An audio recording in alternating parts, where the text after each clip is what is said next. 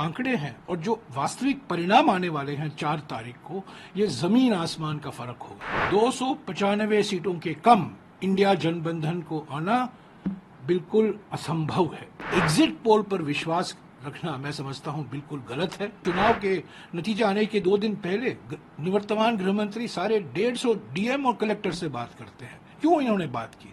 दबाव लगा रहे हैं, एक माहौल पैदा कर रहे हैं कि हम आने वाले हैं, हम आने वाले हैं, हम आने वाले हैं।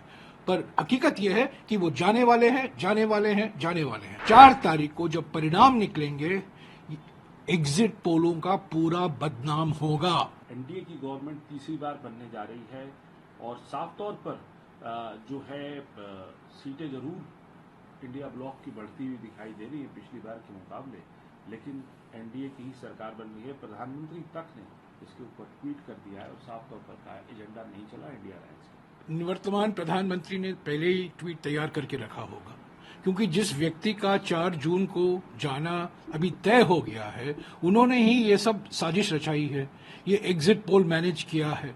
और ये जो आंकड़े हैं और जो वास्तविक परिणाम आने वाले हैं 4 तारीख को, ये जमीन आसमान का फर्क होगा।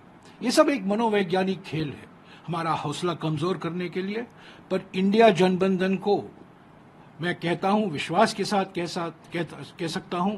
और कल सारी पार्टियों की बैठक भी हुई और वहां आंकड़े पर विश्लेषण हुआ। 295 सीटों के कम इंडिया जनबंधन को आना बिल्कुल असंभव है। यानी कि हमें 200 मिनिमम, न्यूनतम तरीके से हमें 295 सीटें मिलेंगी। और ये एग्जिट पोल पर विश्वास रखना मैं समझता हूं बिल्कुल गलत है।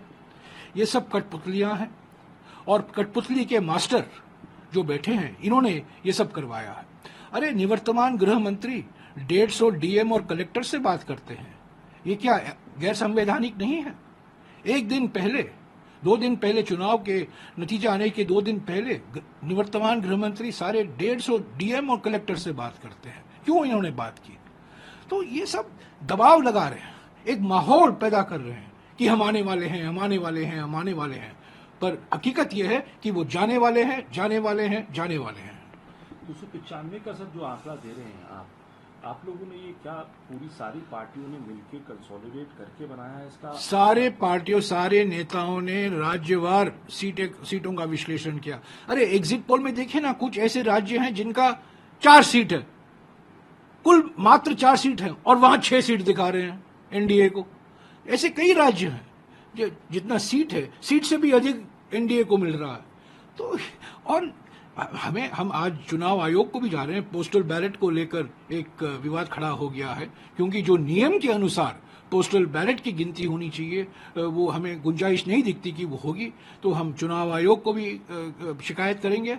हमने 117 शिकायतें की हैं चुनाव आयोग को, 14 शिकायत सिर्फ निवर्तमान प्रधानमंत्री के खिलाफ, पर उस पर कुछ कार्रवाई नहीं हुई है।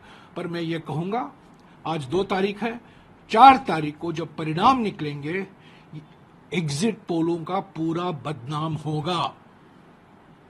सर, इसके अलावा आपने ट्वीट किया और आपने कहा मास रिगिंग हो रही है। अजय माकन जी के ट्वीट को आपने कोट करते हुए कहा मास रिगिंग हो रही है। अजय माकन भी कुछ इंडिकेट कर रहे हैं कि काउंटिंग एजेंट्स को बिल्कुल काउंटिंग एजेंट को वहां उपस्थित नहीं होने दिया जा रहा है, उनको भगाया जा रहा है। क्यों ये सब हो रहा है?